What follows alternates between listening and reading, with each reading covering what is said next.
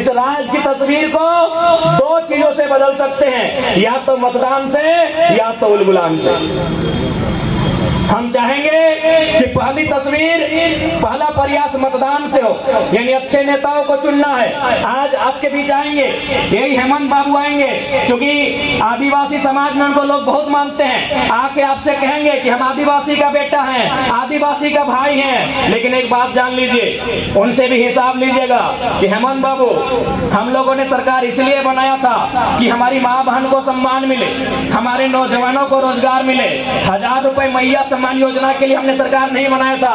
आज हेमंत सोरेन जी की पत्नी क्या है आपको मालूम है? गांडे की विधायक है। उनको विधायक बनने में कितना खर्चा हुआ मालूम है? 10 करोड़। एक विधायक बनने में, केवल कल्पना मैडम जी का विधायक बनने में खर्चा हुआ 10 करोड़। बताइए, अगर वो 10 करोड़ अगर वो गरीब गुरबों के लिए इन्वेस्ट करते, छोटे छोटे लघु उद्योग, छोटे छोटे कुटीर उद्योग या छोटी छोटी योजनाओं में अगर वो पैसा लगाते, तो बताइए 10 करोड़ में कम से कम 1000 गो आदिवासी का घर चलता कि नहीं चलता? ये केवल बताते हैं कि हम आदिवासी का बेटा है, आदिवासी की सरकार है, लेकिन हमको लगता है आदिवासी की सरकार नहीं, सरकार में केवल उनका परिवार है। ये तो भला हो दीदी, ये तो भला हो कि हेमंत सोरेन, बसंत सोरेन और सीता सोरेन का बेटा और बेटी है ना, उसका उम्र 25 साल पार नहीं हुआ है, नहीं तो उसी परिवार में और 5 को विधायक होता। आप केवल वोट देते, 15 किलोमीटर पैदल चल के आते, जंगल जाते, लकड़ी चुन के लाते, हाट में बेचते, और बस वही गरीबी में हम लोग का जिंदगी चल रहा है। सही बोल रहे हैं। जिस दिन हेमंत सोरेन जी, बसंत सोरेन जी और सीता सोरेन जी, इनका बेटा और बेटी की उम्र जिस दिन 25 साल पार होगा, वो विधायक होंगे। इस दिन के लिए झारखंड राज्य आपने नहीं बनाया था, इस दिन के लिए हमने झारखंड राज्य नहीं बनाया था, एक परिवार के लिए झारखंड राज्य नहीं बना था। ये झारखंड राज्य 3.25 करोड़ की आबादी के लिए बना था। ये झारखंड राज्य उनकी सुख सुविधा के लिए बना था। ये झारखंड राज्य उनके हक अधिकार के लिए, उनके न्याय के लिए बना था। लेकिन आज ऐसा लगता है कि झारखंड राज्य कुछ परिवारों का झारखंड राज्य बन के रह गया है। ये झारखंड राज्य हमने 81 विधायक बनाने के लिए अलग नहीं किया था। ये झारखंड हमने 81,000 नौजवानों को रोजगार देने के लिए अलग किया था।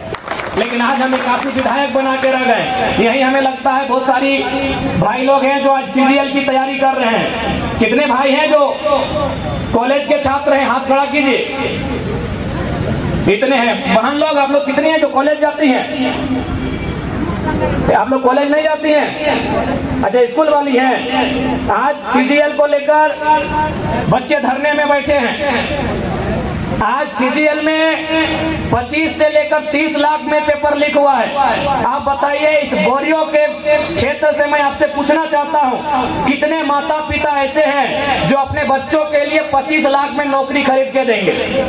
अरे आप तो छोड़िए, यहाँ हमारे पुलिसकर्मी भैया लोग हैं, छोटा बाबू है, बड़ा बाबू है, मैं इनसे ही पूछता हूँ, क्या ये लोग 25 लाख 30 लाख में अपने बेटे के लिए नौकरी खरीद पाएंगे? ये पुलिस में है, इनको शायद सरकार 50,000 रुपए तनख्वाह भी देती है, लेकिन 25 लाख में अपने बेटे के लिए नौकरी ये भी नहीं खरीद पाएंगे। तो हम और आप तो हाट बाजार करने वाले हैं, कहां से उनके नौकरी को खरीद पाएंगे?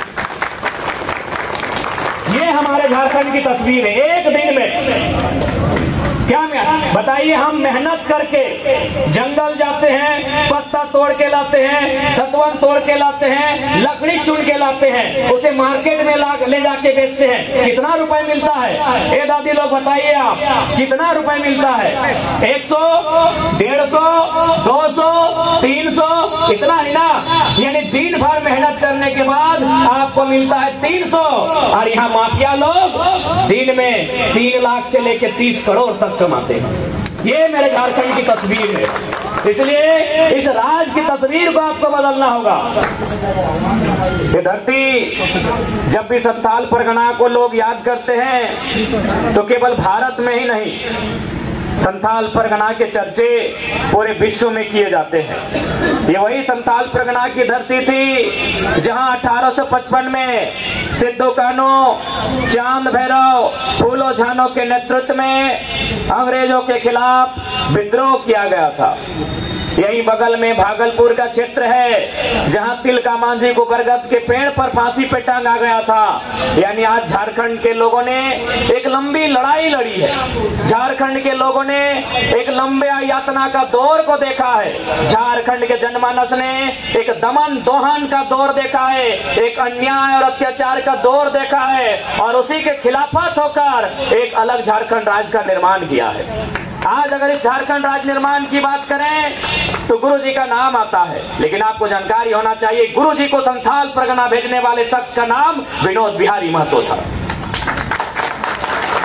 गुरु जी का घर रामगढ़ जिला है। यदि आप नहीं जानते हैं, हमारी माताएं बहनें जो बैठी हैं, गुरु जी दिसम गुरु का घर रामगढ़ जिला है जो बोकारो और रांची के बीच पड़ता है। यानी यहाँ से लगभग 350 साढ़े 300 किलोमीटर की दूरी पे गुरु जी का घर था।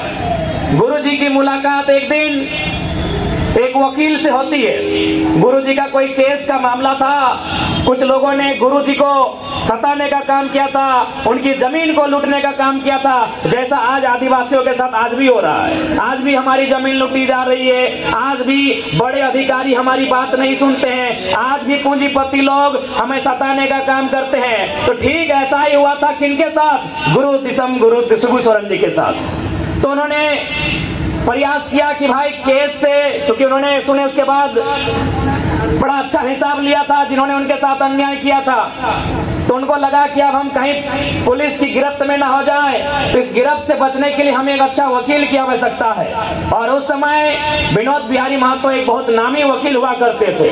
तो विनोद बिहारी ने गुरु जी को एक ही संदेश भिजवाया था कि देखिए शिबू जी, यदि आप किसी तरह बलियापुर आ गए, विनोद बाबू का घर है बलियापुर, उनका घर है गोला, यानी गोला से बलियापुर की दूरी भी लगभग 100 किलोमीटर से ज्यादा है। तो गुरु जी को एक संदेश दिया कि आप किसी तरह जंगल के रास्ते अगर बलियापुर आ जाते हैं तो आपको बचाने का जिम्मा हमारा होगा।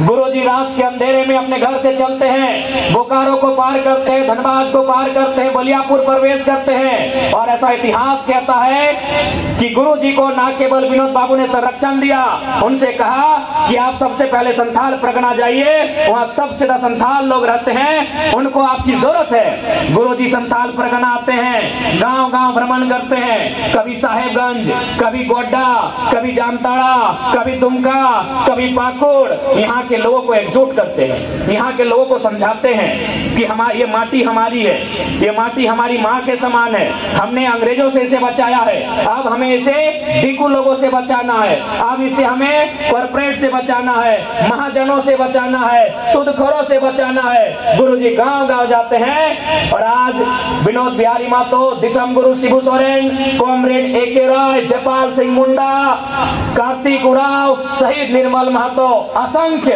बलिदान के बाद, असंख्य संघर्ष के बाद हमें झारखंड राज्य मिलता है। इस झारखंड राज्य को बनाने में आप बहुत सारे लोग यहाँ बैठे हैं जिनके घर से किसी ने जेल का, किसी ने मुकदमे का सामना किया है, किसी ने पुलिस की लाठी का सामना किया है कि नहीं? ये झारखंड राज्य ऐसे नहीं बना है। लेकिन आज जब हम यहाँ पर आए, सबसे पहले मेरी नजर गई दादी लोग की, जो दादी लोग आगे बैठी हैं। हाँ दादी, आपके ऊपर मेरी सबसे नजर, मैंने आपको देखा कि आज भी इस उम्र में भी आप हाट बाजार आए हैं। क्या लेके आए हैं दादी? पत्ता लेके आए हैं, दोना लेके आए हैं, यही ना बेचने आए हैं? मेरी सबसे पहली नजर दादी लोग के पास गई जो आज 60 साल की उम्र में, 70 साल की उम्र में, जिस उम्र में इन्हें घर में अपने नाती को, अपने पोता को गोद में खिलाना चाहिए था, आज भी झारखंड की आदिवासी महिलाएं आज 15 किलोमीटर, 20 किलोमीटर, 5 किलोमीटर पैदल चल के हाट आती है। कोई पत्ता बेचने आती है, कोई दोना बेचने आती है, कोई दतवन बेचने आती है। बताइए, इससे ज्यादा आप कुछ बेचते हैं क्या? क्या हमने इसी दिन के लिए झारखंड राज्य लिया था?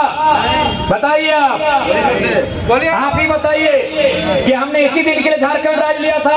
आज भी झारखंड की एक आदिवासी महिला 70 साल 80 साल की उम्र में दतवन बेचने का काम कर रही है, आज भी दोना बेचने का काम कर रही है। और चलिए हमारा धनबाद बोकारो, बड़े बड़े बिजनेसमैन, बड़े बड़े उद्योगपति, बड़े बड़े माफिया एक दिन में अरबों का कोयला बेच रहे हैं। ये हमारी झारखंड की तस्वीर है। आदिवासी राज बोलने से आदिवासी राज नहीं होता है। इस राज में सीएनटी कानून है, संथाल परगना में एसपीटी कानून है। एसपीटी कानून का मतलब है आपकी जमीन को कोई खरीदे ना, आपकी जमीन की बिक्री ना हो, क्योंकि अंग्रेजों के काल में चाहे भगवान बिरसा मुंडा की बात रहे, तिलका मांझी की बात रहे, बुद्धू भगत की बात रहे, रघुनाथ महतो की बात रहे, या शेख भिखारी की बात रहे, टीके तुमराव की बात रहे, जिन्होंने इस राज के लिए अपना बलिदान दिया है, उनका एक ही नारा था कि जमीन हमारी है, हम खजाना नहीं देंगे। ये जमीन हमारी है, इस जमीन में हम खजाना नहीं देंगे। ये जमीन हमारी है, हम खजाना नहीं देंगे। सिद्धू कान्हो की बात रहे, चांद भैरव की बात रहे, चांद को महतो की बात रहे, या फूल और झानो की बात रहे, एक ही नारा गूंजा था कि हमारी जमीन है, इस जमीन पे हम खजाना नहीं देंगे। यानी हमारे लिए सबसे इंपॉर्टेंट क्या है? जमीन है। जमीन से बड़ा कुछ नहीं। आज हमारे बाद इस जमीन पर हमारी आने वाली पीढ़ी खाएगी, उनके चले जाने के बाद उनकी आने वाली पीढ़ी खाएगी कि नहीं? देखिए माताएं बहनें, हमारे अभिभावक, संपत्ति दो प्रकार की होती है। और यहाँ जितने लोग आए हैं, चाहे मीडिया के कर्मी हो, चाहे मंच में हमारे नेतागण हो, चाहे बगल में हमारे पुलिस वाले भैया लोग हैं, चाहे आप जो नीचे बैठे हाट बाजार करने वाले, सबकी इच्छा होती है संपत्ति अर्जित करने की, कि मेरा कुछ संपत्ति बने।